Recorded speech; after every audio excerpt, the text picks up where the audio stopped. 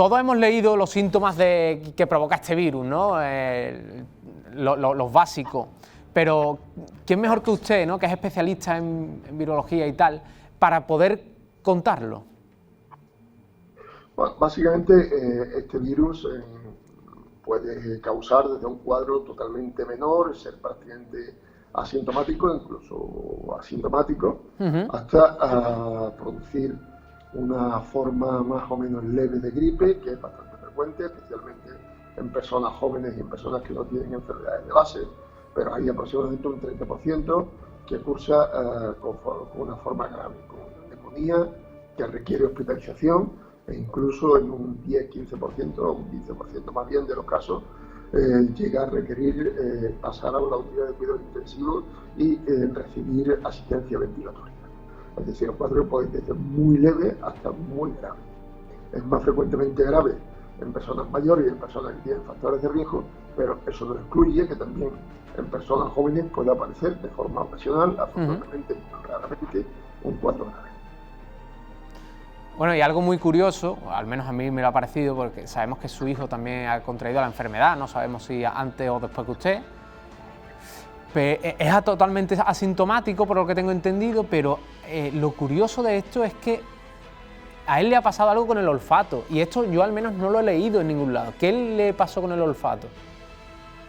Bueno, él, como muchos enfermos, la mayoría de los pacientes tienen una pérdida de olfato que dura unos días y que luego termina quitándose. Es un síntoma que al principio no se describió como típico, pero se sabiendo que es muy, muy típico y es verdaderamente frecuente. La mayoría de los pacientes la tienen. Y además es un síntoma que de alguna forma nos sirve como distintivo para diferenciarlo de otros tipos de infecciones respiratorias que hacen perder el olfato, pero no producen una pérdida tan intensa de olfato como esta, claro, y los trastornos del escucho que también son prácticamente habituales. Claro, es que eso es lo curioso, ¿no? Que es como, por lo que me comentaban mis compañeros, es como una pérdida prácticamente total del olfato, o sea, porque cuando todos hemos estado resfriados, bueno, pues huele algo menos y tal, pero es que me decía que había hecho una prueba con un bote de lejía y que no olía nada. Sí, total, es una pérdida total de olfato, es lo que se llama anosmia, es ausencia de olfato. Luego se recupera poco a poco, pero en los días que se tiene es absoluta. Y Juan Antonio, además del gusto que tienen en parte relación también con la propia pérdida de olfato. Juan Antonio, usted que es especialista en infecciosos, ¿qué tiene de particular este virus? Bueno, este virus es una mutación de un virus que existía en animales, en los murciélagos. Es un virus nuevo, por tanto, y al ser nuevo, pues tiene una serie de características que no tenían otros virus antes. La primera, y bajo mi punto de vista es la más importante, es la capacidad de contagio que tiene. La capacidad de contagio está más de 2 veces por encima de la de la gripe. Pero además, por ser un virus nuevo, digamos que nos ha cogido con el sistema inmune y nuestras defensas totalmente inermes, totalmente no preparadas, ¿no? Entonces, tiene además una característica de que es un virus que puede producir daño a nivel de las vías respiratorias, pero de las inferiores, no solo las superiores, como producen casi todos los coronavirus. Entonces, eso hace que puedan aparecer neumonías y la respuesta inflamatoria que produce esa neumonía, que aparezcan cuadros muy graves de insuficiencia respiratoria, que son los que la mayor parte de las veces producen el fallecimiento de los enfermos que mueren. Esto se venía hablando desde hace mucho tiempo, no se habían tomado medidas desde el gobierno, desde prácticamente ningún sitio.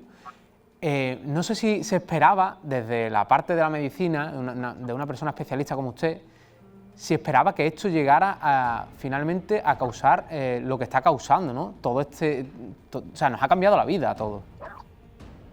Mire, seguramente casi nadie podía esperar que esta epidemia tuviera la dimensión que está teniendo, pero sí había indicios que hacían pensar que estábamos ante una cosa muy seria. De hecho, la OMS viene avisando desde hace ya un mes de que esto era una pandemia, es decir, una epidemia que iba a alcanzar a todo el mundo, que tenía una posibilidad de una capacidad para afectar a muchos cientos de miles de personas enorme. Se sabía ya por China que la mortalidad es una mortalidad superior a la de la gripe, y pese a eso, y pese a que algunos advertíamos a principios de este mes ya de que teníamos que empezar con las medidas de confinamiento, pues se ha reaccionado, yo creo que algo tardíamente.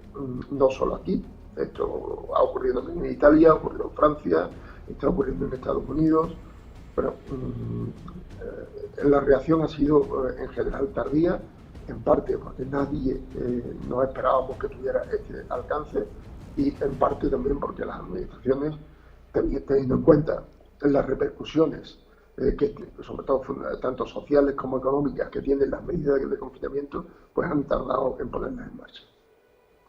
Juan Antonio, si el confinamiento hubiera comenzado, me pregunto, 2 semanas antes, ¿hubiera cambiado mucho el estado actual en el que nos encontramos? Eso es difícil saberlo, ¿eh? Eso, vamos, es difícil, yo creo que es imposible saberlo. Lo que sí es cierto es que en China o en Corea del Sur, cuando se produjo el confinamiento, unas cuantas semanas más tarde alcanzaron el pico y empezaron ya con el declive de casos, ¿no? También es verdad que, por ejemplo, en Corea del Sur sí que ha habido otras diferencias. Por ejemplo, allí se han hecho muchísimos test a la población. Aquí hasta ahora hemos hecho muy poco, estamos recibiendo test. Parece que esta semana dispondremos de la capacidad para hacer un número de test mucho más importante. Eso es clave, porque permite identificar a los pacientes infectados, aislarlos y prevenir la transmisión. Y seguramente con todas esas medidas, el confinamiento y un mayor número de test, el pico podríamos haberlo alcanzado antes, pero yo ni siquiera soy capaz de decir que el pico lo hubiéramos alcanzado ya. Perfecto, Juan Antonio. Vamos a hablar ahora con Pedro Madroñal, que te hemos visto por redes sociales lanzar mensajes muy didácticos sobre la evolución del coronavirus, de qué es el COVID-19, de cómo nos infectamos. No sé, por si alguien no te sigue, no sé si podrías repetir más o menos la explicación, porque ya te digo, es muy didáctica, se entiende perfectamente y lo entiende cualquier tipo de público. Bueno, quizás lo más importante es tener en cuenta o saber cómo se contagia el virus y qué medidas podemos tomar para no contagiarnos. Yo en el vídeo este del que hablas, pues comentaba que el virus sale nosotros nos infectamos desde las vías respiratorias de un paciente infectado por coronavirus hacia las vías respiratorias nuestras o mucosas, ¿vale? Nariz, boca y ojo. Pues el virus tiene que ir haciendo un viaje desde las vías respiratorias de un paciente infectado hasta las nuestras. Y eso lo hace a través de unas pequeñas gotitas que expulsamos las personas al hablar y también al toser o al estornudar. En esa gota viaja el virus y como el virus es un poco pesón, tiene mucho peso, pues poco a poco por la gravedad va cayendo. Entonces se sabe que más de 1,5 metros no recorre en el aire. Es decir, pues la primera medida que tendríamos que tener todos claros es que cuando coincidamos con más personas porque no tenemos otro remedio, porque vamos a la farmacia o porque tenemos que comprar alimentos, pues guardemos el 1,5 metros de distancia. Otra medida pues son las barreras físicas, los guantes y las mascarillas, y que tengamos en cuenta que los guantes y las mascarillas, una vez que las usemos, pues las consideramos que están contaminadas. No podemos tocarnos la mascarilla, la parte anterior, ni podemos tocarnos la cara con los guantes después de haber tocado a otras personas o otros objetos que no controlamos.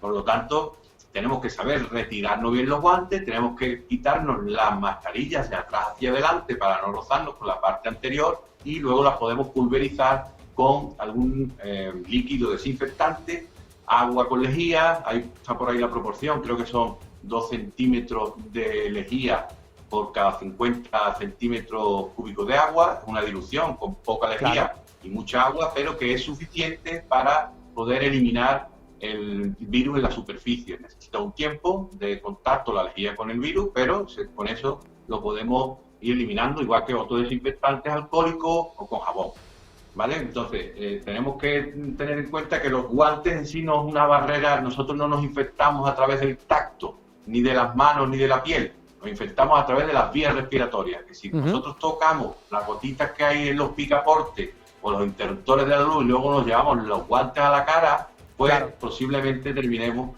seguro contaminado y posiblemente infectado. O sea que básicamente los guantes sí, te has explicado perfectamente. Los guantes no deja de ser una pequeña barrera muy peligrosa. Yo ya lo he comentado con compañeros aquí en el trabajo, e incluso con algún compañero tuyo de trabajo, que es muy complicado porque al final estamos con el móvil, estamos con el teclado, estamos con el ratón, aunque tengamos los guantes. Cuando te quitan los guantes, porque te vas a tu casa o lo que sea, ese móvil lo llevas contigo. Si no lo has desinfectado, al final acabas llevando los virus o los gérmenes que lleve ese móvil a tu mano y ya al final la barrera de los guantes no ha valido para nada.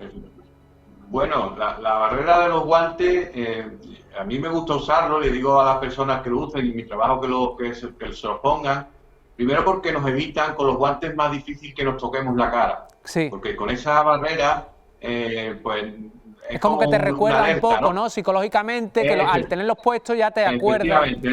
No solemos arrascarnos la nariz con un guante puesto. Pues entonces ya cumple una función, ¿vale? El guante lo que podemos hacer es, igual que las manos, pues lavarlo con agua y jabón, igual que lavamos nuestras manos. Y el virus también desaparece de los guantes, al igual que de las manos, ¿vale? Si lo tratamos.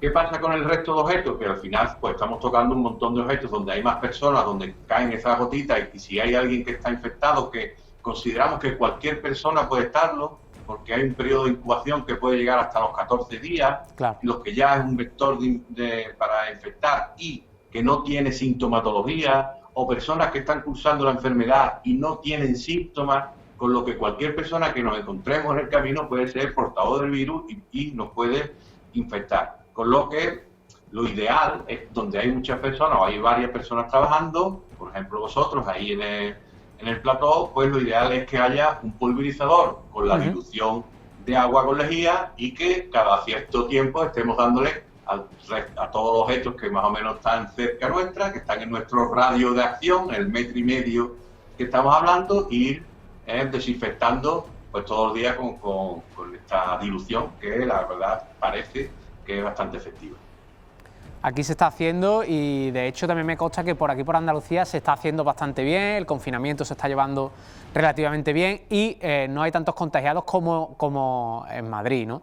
Porque, Pedro, las imágenes que nos llegan desde Madrid, más concretamente, por ejemplo, desde IFEMA, dan miedo. O sea, es que son imágenes de guerra prácticamente. Aquí, en cuanto a los datos exactamente, estamos bastante lejos, ¿no? Bueno, estamos bastante lejos de esa situación, pero personalmente creo que es cuestión de tiempo. La suerte que hemos tenido en Andalucía es que el brote no estaba tan alto cuando se han tomado las medidas a nivel estatal de confinamiento. Es decir, nos ha pillado el confinamiento con un número de infectados mucho menor que al resto de comunidades autónomas, con lo que se supone que en el momento que den esas medidas, resultados, que todavía no estamos en ese momento, porque recordemos que hasta 14 días tiene del periodo de incubación, es decir, que los infectados de hoy son los infectados de hace 10 a 12 días aproximadamente, más o menos, ¿no? Hay personas que en un día, en periodo de incubación de un día, pero la media parece ser que está entre los 8 y los 12 días, es decir, que los que hoy sabemos que están infectados se infectaron hace 12 días. Claro. Entonces, desde que haya empezado las medidas de confinamiento, deben de ir dando resultados a 2 semanas vistas, digamos. Claro. Pues como nosotros nos empezamos en un nivel más bajo, pues suponemos de entrada que esa curva no va a llegar a un pico tan alto como en comunidades autónomas como hace referencia a Madrid, La Rioja, el País Vasco, incluso Cataluña. Pero son cálculos y son predicciones que se pueden o no cumplir.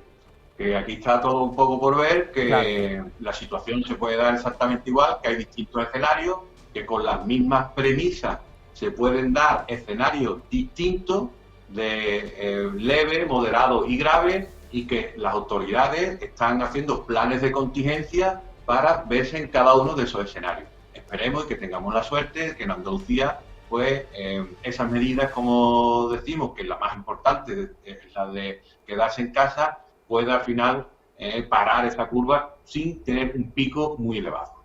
Perfectamente explicado, Pedro. Enseguida de nuevo volvemos a contactar contigo. Vamos ahora a hablar con Manuel de la Flor. Manuel, muchos especialistas aseguráis que el verano va a ser un gran aliado para combatir el verano y la calor, que viene de la mano del verano, será un gran aliado para combatir el virus. Pero, o sea, esto me lo puede asegurar usted, entiendo, que el verano va a ser muy positivo para el virus, para combatirlo. No. Eso no está tan claro. De hecho, si fuera así, los países del Ecuador, los países que tienen un clima cálido, como pueden ser el cinturón del Ecuador y los países sudamericanos, no habría infección, porque allí el calor es permanente casi todo el año, y de hecho está habiendo. La temperatura que necesita el virus para desactivarse está alrededor de los 57-60 grados. Eso es difícil que se alcance normalmente. Sí, es verdad que esa teoría surge del hecho de que los virus viven mejor en ambiente frío. Por eso la gripe todos los años sucede en invierno, porque el virus en ambiente frío es donde tiene su medio y donde mejor se desarrolla. Pero esperar que el verano sea el que cause la destrucción del virus es soñar mucho. ¿Podría menguar entonces, digamos, el contacto del virus con las personas porque muere antes en verano o tampoco? No podemos esperanzarnos en que el calor del verano vaya a acabar con el virus. Eso a día de hoy no se puede afirmar. A día de hoy lo único que podemos afirmar que puede acabar esta epidemia es el aislamiento. El evitar que el virus vaya de una persona a otra, que vaya infectando, y tener en cuenta que esto es una cosa exponencial. O sea, claro, una persona se infecta, antes de tener síntomas ya vuelve a infectar a los que están alrededor, y cada uno puede infectar Imagina que cada persona infecta a 3. Esas 3 personas pueden infectar cada una otra vez, claro, a otras 3 marcas, y eso es una contaminación de forma exponencial. Sería tremendo. Por eso la importancia del aislamiento. No es un castigo estar aislado, es la única medida que hasta hoy día... Quizá la mejor vacuna, ¿no? Es la única, ni la mejor ni la peor, la única, no hay otra. Por eso es muy importante que no tomemos a broma el aislamiento, que no es un castigo, que es la única medida que conocemos hasta hoy, que es la única que le ha sido eficaz a los chinos, que son los primeros que sufrieron la epidemia, y de hecho ahí están, que prácticamente ya no hay contagios nuevos en China. Manuel, no sé si se aventura usted a decir una fecha en la cual podamos volver un poco a la normalidad. Muy complicado. Eso sería jugar a adivinar, y es complicado. Va a depender mucho del comportamiento de la población, eso sí. Si seguimos haciendo las cosas bien, la epidemia va a resolverse bastante antes de tiempo. Si seguimos tomando esto como algo que no va con nosotros y pasamos de lo que son las medidas que se nos imponen de aislamiento, pues puede tanto durar más como ser mucho más grave, porque un pico de epidemia muy elevado supera las posibilidades que tiene el sistema sanitario de atender a los pacientes, con lo cual llegaríamos a un desastre enorme. Repito que es importantísimo que sigamos las medidas de aislamiento que nos tienen marcadas, y cuanto mejor la cumplamos, menos restrictivas van a ser, porque yo entiendo que las autoridades tengan que llegar a un momento a tomar medidas lo más drásticas posible para evitar Los casos, de verdad que sí, que son pocos, pero sí hay casos que parece que no van con ellos, ¿eh? Y no solamente, siempre digo lo mismo, como cuando tú conduces la carretera de forma temeraria. Si tú tienes un accidente, lo tienes tú porque te lo estás jugando, pero puedes implicar a otras personas. Claro. El hecho de no respetar las medidas de aislamiento en esta epidemia, vale, tú corres el riesgo, pero estás complicándole la vida también a otras personas. Y estamos en comunidad, y en la comunidad hay que velar por el bien de todos, no por el de una sola persona. Cuanto más nos protejamos, mucho mejor. Manuel, usted mismo lo ha dicho anteriormente, se está haciendo bien, pero creo que es muy importante, como también ha dicho, seguir haciéndolo bien. Indudablemente que es importantísimo seguir haciéndolo bien. De hecho, claro, se están tomando últimamente medidas, suspendiendo ferias, suspendiendo Semana Santa, suspendiendo todos aquellos acontecimientos en los que hay aglomeración de personas, en los que puede haber el riesgo. Que es triste, vale, que son medidas que además tienen una repercusión económica bastante importante, porque hay mucha gente que vive de la hostelería, de la organización de ferias, de trabajo, de albañilería, de construcción, muchas cosas que se paran y que van a tener una repercusión económica importante. Pero es preferible tener un mes o 2 meses de crisis económica a que se alargue y sea mucho más. En principio, pues esperemos que las ayudas estatales sean las más posibles para que las familias se vean lo menos afectadas, pero que sí, que hay que seguir con las medidas, porque es que no hay otra. Pues ya les digo que es un virus desconocido que no sabemos hasta si en un momento dado sería muy peligroso que en un momento dado mute y aparezcan otras características que no sean las de ahora, y eso es otra posibilidad que tiene. Es tan desconocido que no sabemos cómo se va a comportar de aquí a unos meses. Manuel, ya para ir terminando, desde su dilatada experiencia, no sé si se ha encontrado en algún momento de su carrera algo parecido a esto. No, nunca. Una epidemia de la envergadura de la que estamos viviendo actualmente, nunca. Ni la gripe A cuando estuvo, con todas las características que tenía de letalidad y de virulencia que tuvo. Yo creo que yo no la viví como estoy viviendo con esta situación. No se llegó a tener tantas medidas de aislamiento, no se llegó a tener tanto miedo a la diseminación y a la mortalidad que tiene esta epidemia, este virus.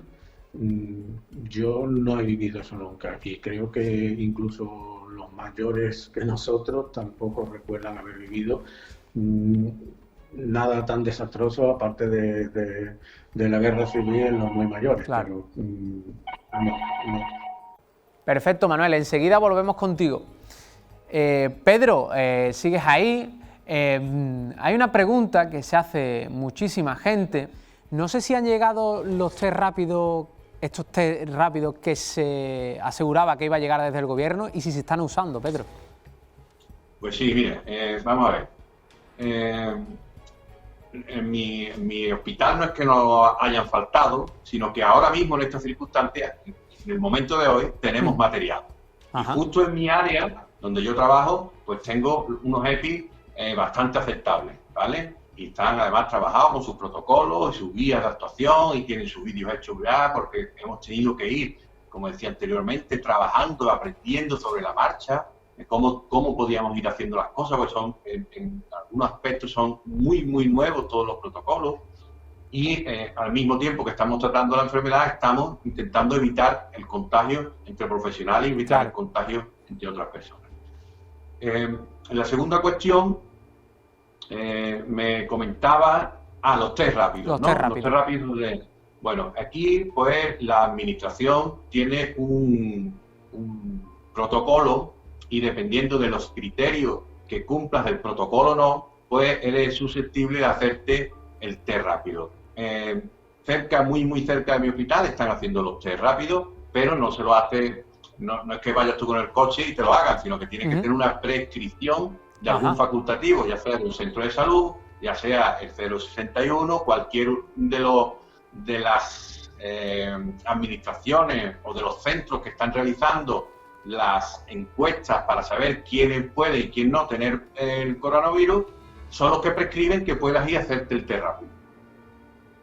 O sea que necesitamos, necesitamos una prescripción médica, al fin y al cabo, para que se haga este test rápido. Efectivamente, se tiene que cumplir una serie de criterios que están protocolizados, es decir, por ejemplo, en el caso del personal sanitario, estos protocolos también están variando conforme va evolucionando la enfermedad, o sea que lo que hoy está protocolizado y hay que cumplir una serie de requisitos, mañana o dentro de 3 días puede variar. Pero a día de hoy, por ejemplo, para el personal sanitario que tenga alguna sintomatología de los 3 grandes síntomas, que son fiebre, tos y dificultad al respirar, pues si cumples uno de estos 3, como eres personal sanitario, el facultativo te prescribe que te hagas el test rápido.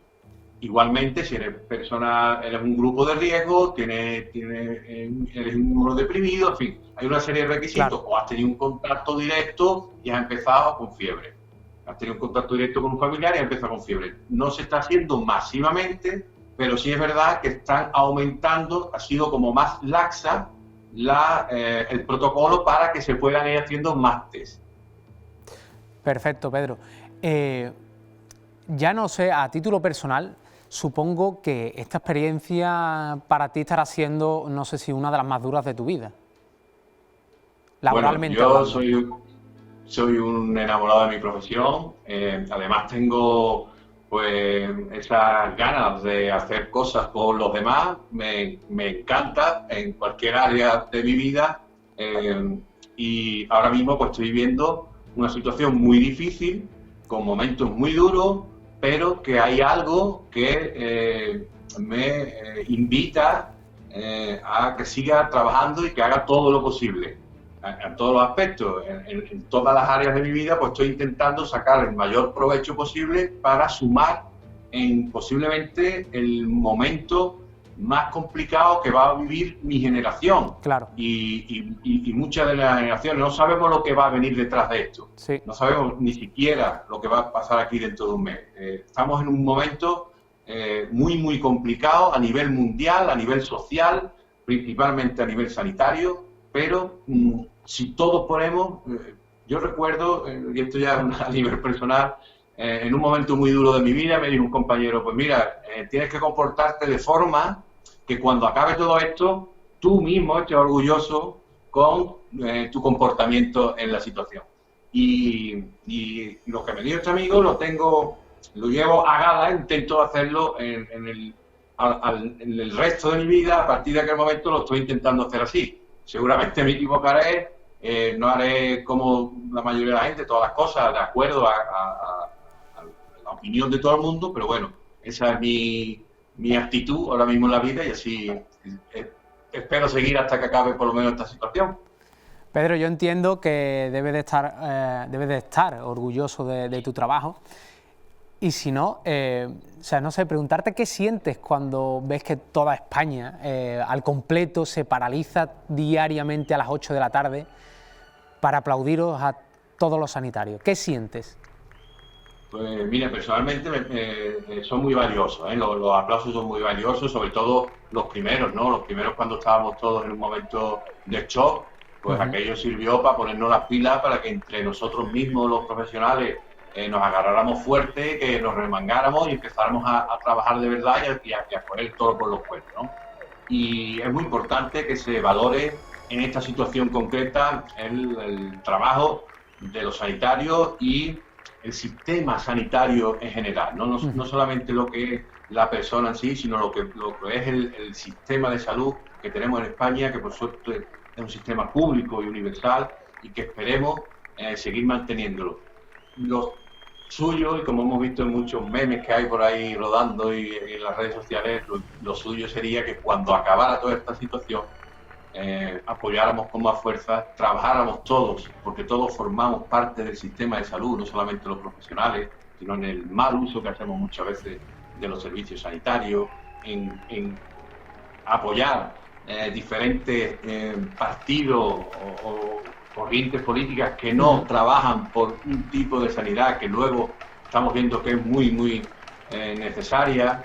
En fin, no quiero tampoco hacer política con esto, pero lo suyo y lo que a mí me gustaría, primero, que saliéramos, el aprendizaje fuera a nivel humano muy enriquecedor para el conjunto de la sociedad, y que principalmente el Sistema Nacional de Salud lo valoráramos en su justa medida, lucháramos porque mejorara y que fuera, como siempre hemos dicho, una de las joyas del Estado.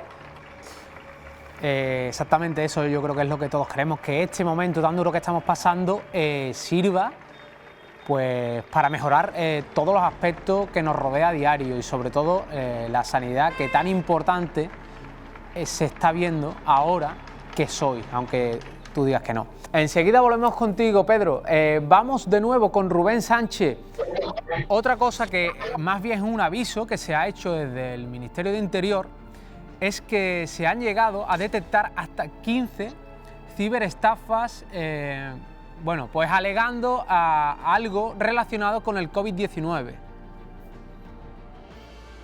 Efectivamente, se están produciendo distintos tipos de intentos de estafa para acceder a datos personales de los usuarios, a datos relacionados a sus cuentas bancarias, por ejemplo, intentar robarles utilizando aplicaciones o mensajes de correo electrónico, del famoso phishing, simulando ser una empresa, pidiendo datos que no tienen por qué pedir. Y no los tienen por qué pedir porque, por ejemplo, un banco nunca va a contactar con nosotros para pedirnos que verifiquemos nuestro usuario y contraseña, claves, y luego en una aplicación, pues podría ser una aplicación con un software malicioso que pudiera entrar en nuestro móvil y pudiera robarnos información importante. Por tanto, yo creo que ahí lo fundamental es que la gente esté alerta. Si empieza a descargarse cosas en el móvil vinculadas al coronavirus, que rastree primero en Internet si hay avisos de administraciones como el Ministerio del Interior indicando que puede ser una aplicación fraudulenta. Alguna se ha cerrado ya, precisamente tras detectar el fraude, pero pueden crearse otras nuevas, porque evidentemente la actividad del ciberdelincuente no va a tener ningún tipo de paralización. Van a seguir ideando fórmulas para captar datos y utilizarlos maliciosamente. Por tanto, ya digo, no nos descarguemos nada de lo cual no nos hayamos informado previamente a través de canales oficiales especialmente, y hay ya multitud de medios, incluida la página web de Facua, donde estamos informando de cuáles son esos ciberdelitos que se están intentando cometer a través de aplicaciones y otras vías online, aprovechando la coyuntura del coronavirus. Así pues, mucho cuidado a toda nuestra audiencia con el tema de las aplicaciones, los correos electrónicos y demás que vayan relacionados con el coronavirus y en el que nos pidan algunos datos personales. Cuidado con esas cosas. Una de las cosas que también me preocupa a mí a título personal es aquellas personas que estén en riesgo de exclusión, que estén en riesgo de que le corten la luz, que le corten el agua o que le corten incluso el gas natural. Hay unos requisitos que se están pidiendo para la protección de estas personas. ¿Cuáles son esos requisitos, Rubén? Bueno, mira, de entrada, en las telecomunicaciones, telefonía, acceso a internet, no se pueden cortar por Real Decreto y no se puede hacer a nadie, a ningún perfil de usuario. Y luego, en lo que se refiere al agua, la luz y el gas, ahí el problema es que el Real Decreto se ha aprobado con cierta precipitación, y yo creo que el debate que ha podido tener el conjunto de ministros, los socios de gobierno de formaciones distintas, ha podido derivar en que se apruebe una norma no precisamente óptima en la forma en que plantea la prohibición de los cortes de suministro. Plantea cuestiones que nosotros le hemos trasladado al gobierno que hay que corregir, porque, por ejemplo, para que no nos corten el agua, debemos tener una serie de requisitos económicos de bajos ingresos, que puede ser razonable, pero además también debemos tener contratada la tarifa de luz de mercado semirregulado, la tarifa PVPC, porque así se establecen los requisitos establecidos en la norma a la que se remite ese Real Decreto Ley de hace unos días, ¿no? Es una norma del 2017 donde hablaba de requisitos económicos para poder acceder al bono social eléctrico, y entre los requisitos decía que había que tener la tarifa semirregulada PVPC en electricidad. La nueva norma que se aprueba ahora para que no nos corten la luz, el gas o el agua dice: no se le cortará a nadie que cumpla los requisitos que establecimos en 2017. Bueno, pues esos requisitos no tienen mucho sentido. En lo que se refiere a de qué me van a decir a mí, tengo que tener tarifa eléctrica semirregulada para que no me corten la luz, para que no me corten el agua o no me corten el gas. Por tanto, nosotros creemos, no tenemos la convicción, pero creemos que ninguna empresa se va a lanzar a ningún corte de suministro en esta coyuntura de estado de alarma, sea cual sea el perfil de usuario. Por tanto, yo creo que podemos tener cierta tranquilidad en esas familias donde llevemos ya un periodo amplio sin haber podido pagar suministros básicos y pensemos que no va a llegar la empresa de aguas y nos la va a cortar. Yo tengo muchas dudas de que eso se fuera a producir, pero en cualquier caso es importante que el gobierno retoque su Real Decreto Ley para darnos mayor nivel de protección y de seguridad jurídica a los consumidores. O sea que vemos que esto es un parche que se ha hecho, como tú bien has dicho, rápido y veloz por tratar de tapar el tema, y se ha utilizado un decreto de 2017 que está totalmente desactualizado, sobre todo por el tema del coronavirus, que entiendo que ahora mismo es la prioridad, y asegurar esos abastecimientos esenciales para todas las familias. Sí, yo creo que el gobierno no actúa de mala fe, sino que sencillamente se plantea, bueno, no vamos a plantear que sí se le puede impedir el corte de agua a alguien que teniendo dinero no la paga porque no quiere desde hace meses. Y eso puede ser razonable, pero en otra coyuntura. Ahora mismo yo creo que no estamos para florituras legales y en ese sentido se debería haber planteado algo que sí se ha hecho, curiosamente, con las telecomunicaciones, donde a nadie le pueden cortar el suministro bajo ningún concepto, aunque no pague el recibo porque no le dé la gana, con lo cual se debería haber extendido. Y luego, después del estado de alarma, si hay alguna persona con bastante cara que no ha querido pagar porque no le ha dado la gana, que se tomen las medidas que corresponden con ella por parte de la empresa, pero no precisamente ahora, en este contexto, el plantear esos topes de ingresos, peculiaridades y algunas cosas que son errores en la regulación, porque puede acabar derivando un problema. Pero insisto, creo que los ayuntamientos, las empresas públicas o privadas que están gestionando el suministro de agua, las empresas de gas, las empresas eléctricas, ninguna va a cortar el suministro a nadie, sean cuales sean los requisitos que cumpla a nivel económico, precisamente porque, primero, por humanidad, y segundo, porque sería un escándalo muy grande que a una familia le cortaran de repente en este momento la luz o el agua, y tendría una enorme repercusión mediática que sería negativa para la imagen de la empresa. Claro. Y después sería peor esa imagen a posteriori cuando todo esto pase, porque Rubén, como le pregunto a todos mis colaboradores, esto pasará, ¿verdad?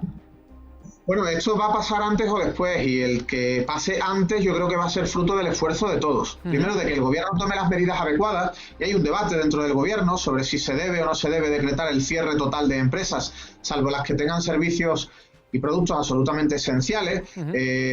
Nosotros hemos planteado que debería ocurrir así para que podamos reducir al máximo el riesgo de difusión del virus, de contagio, y nos parezcamos más a países o a zonas como Wuhan, donde sí se llevó a cabo esa medida, porque eso también conllevará una mayor rapidez en que esto acabe. El gobierno no lo tiene claro, hay distintas voces dentro de él, pero en cualquier caso, al menos lo que ya sí está aprobado, cumplámoslo a rajatabla. No salgamos de casa más que por imperativo, porque, por ejemplo, no tengamos más remedio que ir a trabajar si no podemos estar teletrabajando. Y por otro lado, no salgamos de casa más que para ir a hacer la compra, intentemos que sea una vez a la semana. Reduzcamos eso, el día que salgamos compremos todo lo que haga falta para la semana completa y no hagamos distintas salidas a lo largo de la semana, porque eso aumenta también el riesgo. Perfecto, Rubén. Muchísimas gracias. Estaremos muy atentos a toda la labor que se realiza desde Facua, porque es mucha y muy importante. Así que nada, darte de aquí las gracias, Rubén. A cualquier espectador que quiera entrar ahora en nuestra página web, en facua.org, allí tiene una vía para, primero, estar asesorado, y segundo, también se puede sumar a la plataforma de afectados, que en el fondo somos todos, por la situación del estado de alarma, porque puede que tenga alguna coyuntura problemática, por ejemplo, haber cancelado un vuelo o un hotel contratado en estos días, en Semana Santa, y que necesite saber a qué tiene o no derecho, y quizás necesite también la ayuda de Facua tramitando la reclamación si se quiere unir a nuestra organización. Así que a través de la web, más allá de deciros, el teléfono de Facua en la provincia de Sevilla sigue operativo, y el que quiera tomar nota para a partir de la mañana tomar contacto con nosotros es el 954-376-112. Y muchas gracias, por supuesto, a vosotros. Pues nada, Rubén, muchísimas gracias. Vamos ahora a volver a hablar con Manuel de la Flor. Manuel, como entiendo que como mensaje positivo, saldremos de esta, ¿no? Por supuesto, la esperanza es salir de esta. Y es lo que queremos todos, tanto los sanitarios como la población general. ¿Quién no va a querer salir de esto? Lo que sí es importante que para salir hay que tomar una medida, y las medidas hay que cumplirlas. Igual que cuando se le prescribe un medicamento a un hipertenso y se le prescribe una dieta a un diabético, la tiene que cumplir para llevar la enfermedad a buen término y tener el máximo de salud posible. Nosotros debemos hacer lo mismo. ¿Qué medidas tenemos que cumplir? Aislamiento, pues hay que cumplirlo, no hay otra. En aquellos casos más que estén contaminados y que desarrollen la enfermedad, pues tendrán que tener una atención sanitaria, pero con la salvedad de que cuantos más pacientes atendamos los sanitarios, más sanitarios vamos a ir contaminándonos con la enfermedad, y cuanto más nos contaminemos, menos personal y menos recursos vamos a tener para atender a los pacientes. Manuel, muchísimas gracias por atendernos. De nada, a su disposición. Volvemos a hablar con Pedro Madroñal. Pedro, cuando llegas a casa, llega la noche, llegas a la cama, te acuestas, no sé qué te ronda por la cabeza, no sé si será positivo, si será negativo, ¿qué piensas de todo esto? Bueno, yo hablo a nivel personal. Yo, sí, a nivel personal, totalmente. No tanto a la posibilidad de contagio, no, sino más bien a que podemos ir mejorando. Yo, en mi caso, en mi área quirúrgica, que estamos además convirtiendo nuestra sala de despertar en una UCI, donde ya estamos teniendo pacientes. ¿Cómo podemos ir mejorando el servicio? Hay tantas cosas por hacer dentro del servicio que uno, aunque haya salido de su horario laboral y llegue a casa, pues sigue dándole vueltas a cómo se pueden mejorar, cómo se pueden protocolizar las actuaciones, qué guías y procedimientos se pueden ir haciendo para que todo resulte lo más engranado posible, y que porque no solamente estamos hablando de las personas infectadas con coronavirus, sino que la vida sigue, las enfermedades siguen, y hay pacientes pues que tienen infartos, que tienen cáncer de mama, y que esa parte sigue evolucionando, y tenemos que tratarla, intentar que la sociedad gire, ponga la atención en parar esto, pero no puede parar la máquina de aquellas personas que lo están pasando mal por otras patologías, y que ahí están los hospitales, están los cirujanos, están los traumatólogos intentando que esto no pare, ¿no? Pedro, muchísimas gracias por estar aquí. Cuídate. Hay una frase muy manida, ¿no?, que se dice: tu suerte será la nuestra, pero yo creo que ahora tu salud será la nuestra. Así que un abrazo enorme y cuídate, amigo. Nada, felicidades a vosotros por visibilizar también un poco la experiencia de los profesionales sanitarios, y por estar siempre trabajando por informar a la ciudadanía, que es una de los valores más importantes que tiene la democracia, que tiene nuestro país, y que vosotros formáis parte igual de todo lo que está pasando, y sois tan importantes como en los que nos ha tocado trabajar en primera línea. Gracias, Pedro. Vamos a volver a la entrevista ahora con Juan Antonio. Juan Antonio, supongo que estos días estarás en casa, entiendo. Sí, estamos en casa trabajando, pero en casa.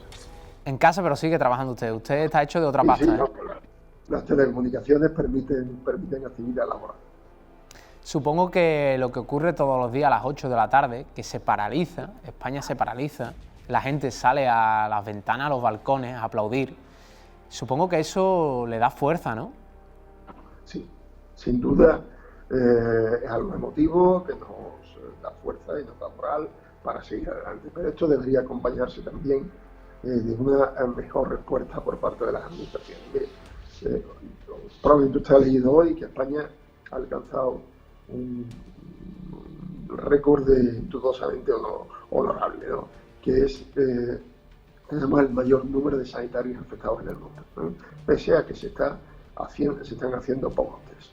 Y esto esencialmente es porque las medidas de protección, lo que se llaman los equipos de protección individual, los EPI, han sido absolutamente, y son absolutamente insuficientes. Nos gustaría una mejor respuesta por parte de la Administración en este sentido. Juan Antonio, ¿se ha encontrado en algún momento con falta de medios en su centro de trabajo? ¿Perdón, con falsa? ¿En su centro de trabajo se ha encontrado con falta de medios, con falta de equipos de protección? Los equipos de protección son escasos en mi centro y en todos los centros. O sea, que es algo generalizado, que no es solo su centro, que estamos hablando de... Efectivamente. He comenzado la entrevista leyendo textualmente un texto compartido por usted y antes de despedirme quiero hacerlo leyendo otro que demuestra, como he dicho anteriormente, la pasta de la que están hechas nuestros médicos, todos nuestros médicos. Y paso a leer el texto compartido por usted. Tengo sentimientos compartidos de incertidumbre y algún temor, pero sobre todo enormes ganas de vencer al SARS-CoV-2 para ver si consigo inmunidad que me permita ir a la primera línea de batalla después. Sinceramente, me parece sobrecogedor que no piense usted en otra cosa, que solo piense en volver a salvar vidas. ¿Por qué, Juan Antonio? Bueno, porque ahora mismo todos somos necesarios, ¿no? Y desgraciadamente yo no puedo estar en la primera línea en este momento. Intento contribuir en lo que puedo desde casa, pero donde realmente hacemos falta es en la primera línea, ¿no? Una vez que se pase el COVID, si afortunadamente evoluciona bien, y aunque totalmente seguro no estamos de que deje inmunidad y no puede haber reinfecciones, pero todo parece indicar que es así, ¿no? Y si es así, una vez inmune, me puedo enfrentar perfectamente a los pacientes que hagan falta. Juan Antonio, pues ojalá su deseo de recuperarse sea muy pronto, reciba desde aquí un abrazo enorme de todo el equipo y una pronta recuperación, de verdad. Igualmente, muchas gracias.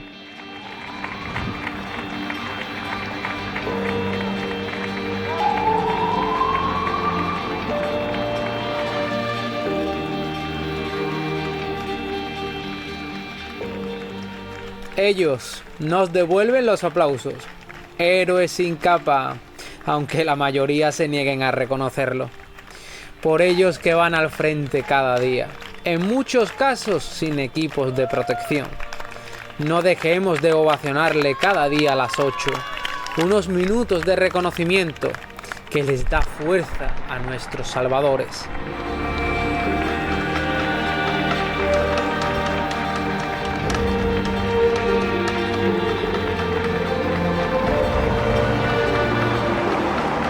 Por vosotros, nuestros verdaderos héroes, dedicamos este programa.